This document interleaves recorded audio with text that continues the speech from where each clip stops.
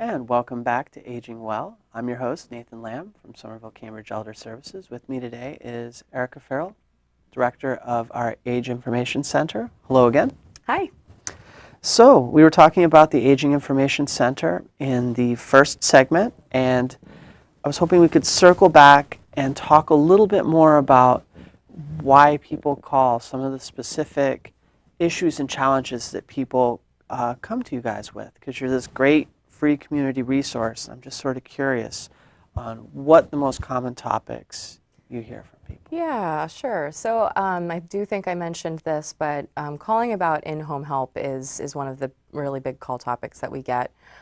People are looking for information about homemaking, like having people do chores around the house, as well as personal care. Those tend to be two really big topics that people call about or end up talking with an I&R specialist about.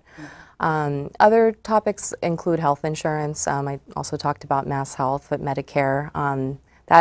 Medicare is a pretty complex system, and oftentimes, people transitioning from, an employer health insurance program to Medicare, they have a lot of questions about, well, this was covered before, and now what will be covered, or what am I going to owe? And we do have, people who can talk expertly about those things. So we get people calling about health insurance. We also get people calling about transportation. As people age, some do stop driving, and how to get to and from to medical appointments, to the grocery store, to the hairdresser. All these become big questions for people. So transportation is also another big thing people call about. Absolutely. About how many calls each year do you guys field? So for the last fiscal year, which ended on June 30th, there were a little over 5,400, and that averages about between 400 and 550 calls a month. And are these mostly people, if you have the data, I don't want to spring a pop quiz on you, are these mostly people who are already clients and they're calling with new concerns, or are these people who are new to us and really coming to us with new questions? Yeah, I would say there's actually a good mix. I don't have any firm numbers on that. Some people, also we get people who may have or previously been involved with one of our programs, so know of us, but maybe haven't been involved with us for several years. We get people calling who are turning, 60, 65. We get those calls pretty frequently, and who may not have known about elder services before. We also get professionals calling.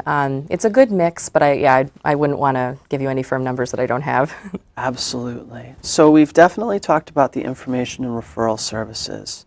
And this was something that I actually learned in researching the show, that you have a bunch of other interesting programs that you run out of Age Info. I was kind of hoping we might be able to talk about those a little bit. Yeah, so we have several programs in the department. I'll just kind of list through them kind of broadly. There's a family caregiver support program, which seems pretty self-explanatory, but people who are caring for older adults or persons with disabilities. We have social workers who will work with them directly. We have a long-term care options counseling program, which is very consumer-driven. We're wanting to make sure that, this is another program for people who are under, 60 or under 65. We want to make sure that they know what their options are if they have some kind of disability or condition that may deteriorate as they get older. We want to make sure that they know, nursing homes that are available, or assisted living options, in-home help, about that. And so there's that program. We also have the SHINE program, which stands for Serving the Health Insurance Needs of Everyone on Medicare. And that's primarily the health insurance counseling that I've referenced before. And then there's kind of a catch-all program called Elder Care Advice. And really we help people with a variety of things in that program. So we have, some people are clinical social workers and some people aren't, but everybody is trained on those programs as well. And they also cover the I&R calls. And I think that's really informative for both everyone involved, really. It sounds like there's kind of a good mix of information and guidance. That and that's good, because one without the other, it's kind of like when you have both, you have the whole picture, because you guys really are the experts. And when you mentioned that final program, the one about giving advice, what was that, Elder Care Advice, yes. Is that sort of under that umbrella? Is that sort of what that program does, or is it something different? It's supposed to, it's also another way to work with somebody more individually and one-on-one, so it takes INR a step further. We can offer people, in the Somerville and Cambridge area, we can offer them a home visit, we can offer them an office visit, or somewhere else in the community. We can meet them, almost anywhere, or we could just talk with them multiple times over the phone. And so it takes it a little bit, beyond the INR, which might just be a one-off, a call that someone might have with a specialist. These programs, an INR specialist might identify that someone could benefit. They'd assess them for these programs. They'd give them the option, and then they can work directly with one of our social workers one-on-one, just in a more thorough way if they need that assistance. That's great.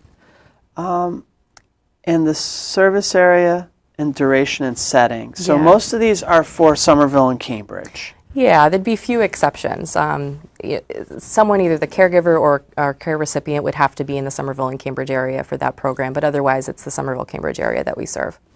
All right. And the idea of giving support for caregivers, what sort of questions do caregivers call the Aging Information Center with? Yeah. So this is also, people do call about different things, but I'd say a call that we do get reasonably frequently is, maybe there's a caregiver who has been caring for, a husband or spouse for some time, and maybe they have some form of dementia and it's all been okay. They've managed it so far, and then the progression of the disease, suddenly they're seeing new behaviors that they don't know how to manage as a caregiver. And so we get that call a lot, like, somebody might be calling and saying, so-and-so has started wandering and I'm not sure how to handle this and make sure that this person is safe, or that maybe they've started yelling or being repetitive, which is something that you'll see with Alzheimer's or dementia sometimes. And so that's what caregivers might call about, and in which case we might describe the caregiver program and explain how that program might be useful working with a social worker one-on-one. We might also give them other resources that they could access, Alzheimer's Association, obviously, if it's an Alzheimer's or related dementia, or, some other community resource that they might want to access as a caregiver. It's such a great resource. It's like you basically have access to all the things that we have, and then you're knowledgeable about sort of the whole landscape of external services. I can tell you, in doing the outreach for the agency, one of the things that we've settled on as a point where if people remember one thing from our presentation, it's basically, if you have questions about aging, call the Aging Information Center. And basically they can take you from there, and it definitely, I'm getting that sense in talking with you, that's how it plays out along all these different avenues. One last question on this area. Common Medicare cases. I'm just sort of curious, some of the questions that people call up with there, what sort of scenarios are you looking at in those instances? Yeah, we definitely get, I think I mentioned this, but people who are turning 65 and are eligible and just have questions about what it is and what their options are, because there are a variety of options. We also get people who are calling about their Medicare Part D, which is the drug plan coverage. Sometimes people have several medications and they have to choose between so many different plans, and they need some guidance in terms of, well, what's going to be the best fit for me in my situation. So we get people calling about that coverage a lot. And then, more general questions about how that might interact with, something like Mass Health or public benefits and savings programs, which, both Medicare and Mass Health do have. So ways that they can save on, prescription drug costs or the Part B premium. We provide information about that. Absolutely. Cost would definitely seem to be a factor when dealing with, I think anyone who's dealt with the medical system at all is definitely familiar with that aspect. And you can provide some guidance on how to proceed, see if there's any options if people are facing pressures with cost. Yes, yes. Oh, that's excellent. Any final thoughts you would like to add on the Aging Information Center that I might have neglected to bring up? No, I mean, I think you kind of hit it on the nose by saying that, if you have any kind of question about aging, or if you're a younger person, with a disability and have some kind of question, we are the resource for you. And we definitely want to make sure that you are accessing the resources that you need to, whether that's through us or through, another agency. Erica Farrell, you've been a fabulous guest. Thank you so much for coming on the show today. Thanks for having me.